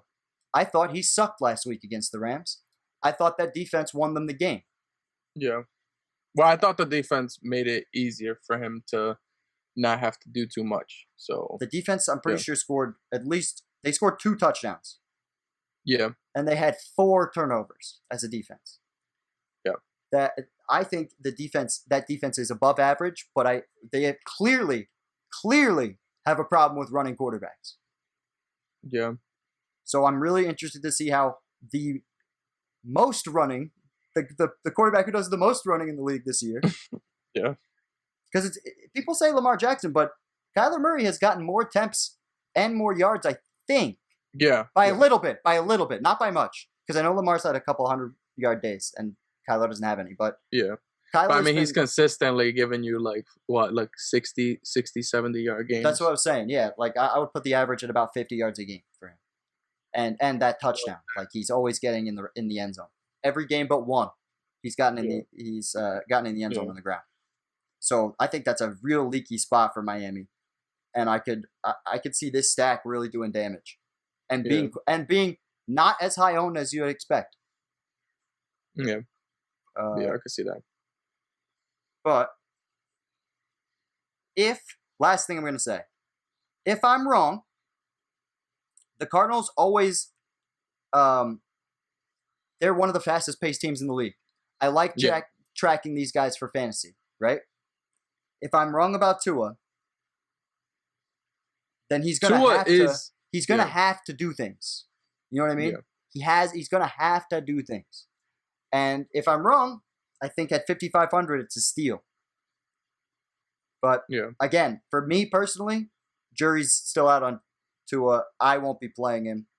I'll let other people. If he walls out this game, what would would this change anything in your mind? I just want to see it. I'm not a college guy. I don't watch college. I don't really respect college, if I'm being honest. What you do in the NFL matters way more. Yeah. That's why the stuff with Watson, Watson coming out of college, he was clutch. He won the national championship on the game-winning touchdown, right? And coming out of college, everyone was pretty high on him, but I was skeptical because, whatever. But as soon as I saw him do that shit his rookie season, it doesn't take much for me.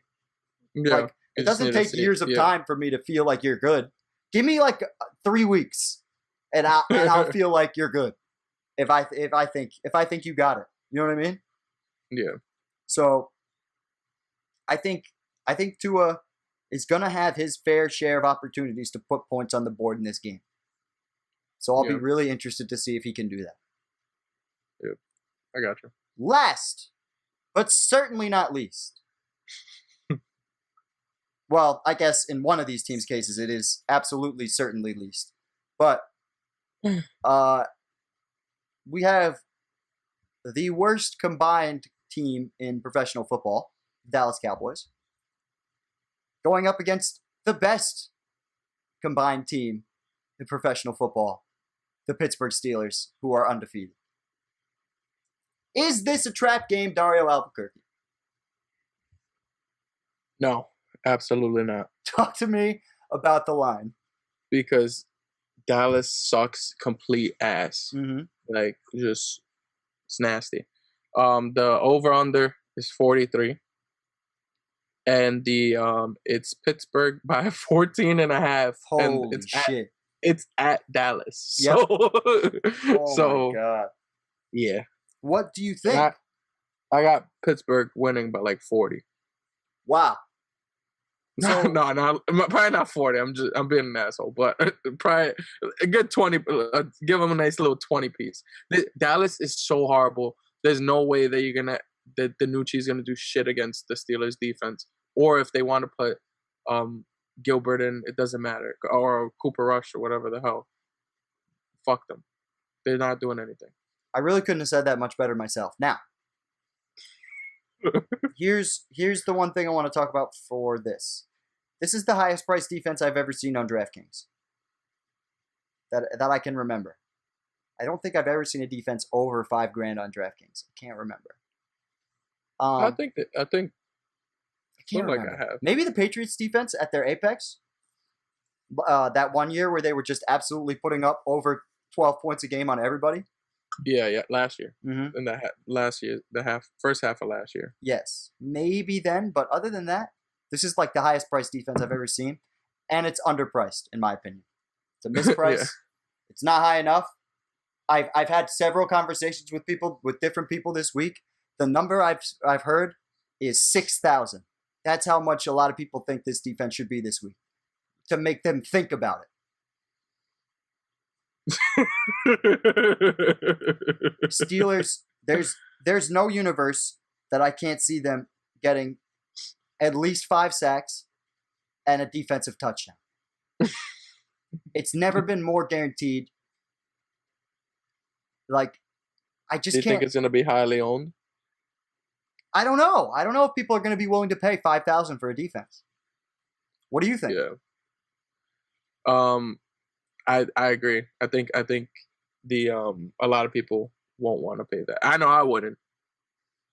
I would look for something else. Like, I think, what was the defense that I had? Did you watch that national TV game that the Cowboys were in? Which one? Like, I've watched the one that they just played against the Eagles. Yeah, it's disgusting. Like, they had to do every gimmicky trick play, like within the first 3 quarters of the game. Yeah. And they were fucked. They have to start really fast. And now you're gonna tell me that Zeke Elliott is questionable? Oh, I didn't even know that. But even so, it's like Zeke wasn't gonna do anything against that defense anyways. Like, that's my whole thing. Is like, I don't see him getting more than 15 points. If he gets over 15 points, I'd be surprised. He hasn't in a while. And I don't know, dude. I just can't. Much to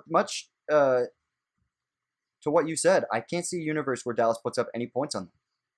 Yeah. They haven't put up. Oh no, go ahead. They've had hard times against the Eagles and the Giants, and this Steelers defense is way better than both of them. So way better, infinitely better. Yeah. Now here's my next question: do they run the ball or do they try and sling it and get it done early? I think it's just going to be a mix. I think either way you put it, there's going to be points. And I think they're going to put up. We're doing a guessing game. If I had to pick one, yeah, what would I do? I'd go. I'd say that they're gonna sling it. You do think they're gonna sling it? That's super interesting because I think they're gonna sling it too. Oh, okay. I have the same feeling about this game that I did about that Jets. What do you call it? That Jets Chiefs game last week. Yeah. Like, why the fuck? Especially Pittsburgh, they like to beat the shit out of people. That's what I'm saying. Why the fuck? Yeah. Like, here's James Conner, right? James Conner's gotten 20 carries twice. Right? Yeah. Here and here. Against Cleveland, this is more what I figured the score is going to be. Right? Yeah. Here against Cleveland. Now, Ben, in those situations, so far this year, has thrown the ball not as much. So there is history that says against what we're talking about here. Yeah. But again, this is the stack I would go with, or I would take, what do you call it? Where's Claypool? How many? Yeah, he crushed. So I would do this and then bring Schuster in like that, and then just do the defense like that, and that would be the stack. Like, you're not playing anybody on Dallas. You can't. Like, they have talent. Like, where's Amari Cooper this week? 5,600. Capable of getting 15 points, but, like, have fun praying for that. Like it's hard to imagine when they're going to their practice squad for quarterbacks. Like you can't put yourself there mentally, you know? Yeah. So this is gonna be, and I think they're tanking too. Like, why wouldn't you? Yeah, they're gonna need a quarterback. They've already been, because who knows if they're gonna re-sign Dak after this injury? Yeah, and then they can go get that Trevor Lawrence kid. Yeah, they already didn't want to give him $40 million, and now he has way more of an excuse. Like he could come back and say, "I still want my $40 million. Look at what happened last year." And like he's got when he was nuts in a fucking vice. Yeah, but the whole thing is, like, they could also say, "Well, we were shit even with you," which was true. Like, it was at least he was scoring. He was making a little bit more box office. They were scoring a little more, but but the defense isn't his fault. Yeah, it's really Mike McCarthy is an imbecile. But let's start our lineup. I left the Steelers defense in here because we're doing that. Okay. Where do you want to go this week? I like the Justin Herbert. That like when I made a lineup this week, he was that stack was in. I had that stack in there. So you want to bring him with Keenan? Keenan. And then are we doing? Definitely gonna bring it back. Wait, hold on. Are we adding Justin Jackson to this because he gets receptions out of the backfield? Yes or no? Oh yeah. Okay, so we're gonna do the 3 running. We're gonna do the. And that's a nice little cheat. That's another nice little cheat running back, wide receiver stack. Yeah, and then you bring it back. If they all get points, it'll be good. And then you're gonna bring it back with Waller. Do you want Henry Ruggs? I don't know. I would say we should play Ruggs or Aguilar to get the stack going, you know? So Ruggs or Aguilar? I'd go Aguilar. Okay, so let's go Aguilar. Well, my whole thing is with Ruggs, it's the absolute boom bust play, but so is Aguilar. Have they played this year yet? Have they played this year I don't believe so. Double check. No, not yet. Not yet. Oh, okay. So they're touching gloves for the first time. I like the boom bust. Let's go Ruggs over Aguilar. All right. So we'll do Ruggs. So we got Ruggs, we got Waller, we got King Dog, we got Justin Jackson, we got Herbert. Yeah. You want to touch that Pittsburgh game, or you think that game is going to be too? The only thing we got the Steelers defense so far. If you want, we can bring it with Connor. But here's the other thing I was going to say about that Dallas game or the Pittsburgh game. The odds of them resting guys, I think, is higher than we're giving credit for. Like of them to pull their starters or just treat this game a little differently. Oh, okay. Yeah. Because they missed it. They already, their bye is gone. And yeah, I can see wanting to rest guys in the middle. I believe in my heart that Benny Snell is playable this week. I have no evidence to suggest this. But I have. But you could totally see a complete blowout in the fourth quarter, and yeah. And I could see him getting run to start even the second half. And nobody's going to be on him, obviously. But I'm not saying we should play him here, but I'm saying if you're again, we're trying to find value this week. So there's a world I can see Benny Snell being playable. But all right, we got a couple more spots to pick. We need a stud for this lineup. We got Keenan. How do you like Montgomery in this week against? Talk about him. I just think he's not talented, and he's really slow. And I feel like his ceiling is 20 points, which he's only hit once this year. Yeah, but for 5,700, 20 points. I'd rather take Gibson at 58. You know what I mean? For the same, basically the same price, or go cheaper. We talked about David Johnson. Melvin Gordon against Atlanta. You know what I mean? Okay. There's a bunch of guys here. Justin Jackson. We already have Justin Jackson, but I would rather play one of the other guys before David Montgomery because I just think I don't know. I could see that game being lower scoring than people imagine. What about? Okay. You really don't like Clyde, right?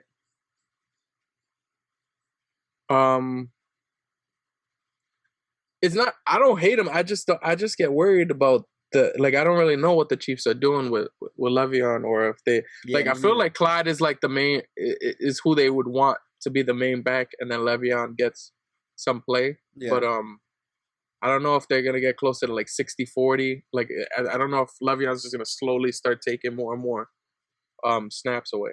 Yeah. I'm trying to find a guy we can do like a nice sec. Oh, what about?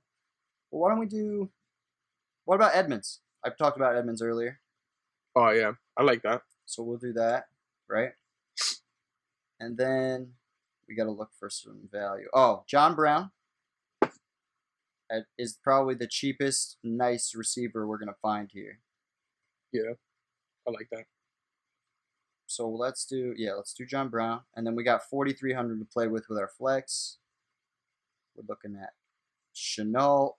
Well, I didn't talk about too much, but with the quarterback situation, you wanna try Mooney again? See if he gives you a double trouble. I love this. I like this call.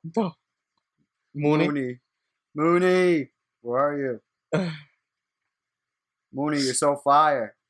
Oh, one thing I always like to suggest: always put your 4 o'clock guys in the flex spot. So if you want to change it at a later date, you can. Oh yeah. So I do it like that, and then where's Big Daddy Darnell? Excuse me, Mooney.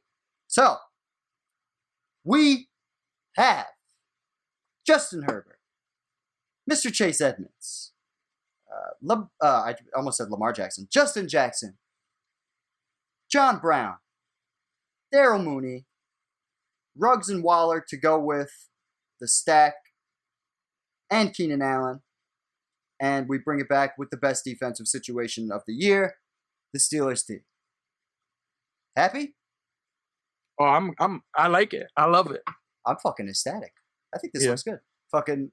I just wanted to make sure that no matter what, Steelers defense was in there. I feel like that might be my play of the week. Yeah. Like it might be obvious, and it might be. I just don't know if it's going to be chalk. That's the thing. I'm not sure. Yeah, it might be, but I don't see a lot of people paying that much for it, so I can see that. Dude, me either. Yeah. That's the one thing that keeps me on that, and I really like. I think everybody in this lineup has a chance to fucking do something. Yeah. So, for Apex Greatness, I'm Russell Broderick. That way is Dario Albuquerque. And we are saying... Hold on. Peace. Drum roll. I was gonna do like, comment, subscribe one more time, but you didn't let me.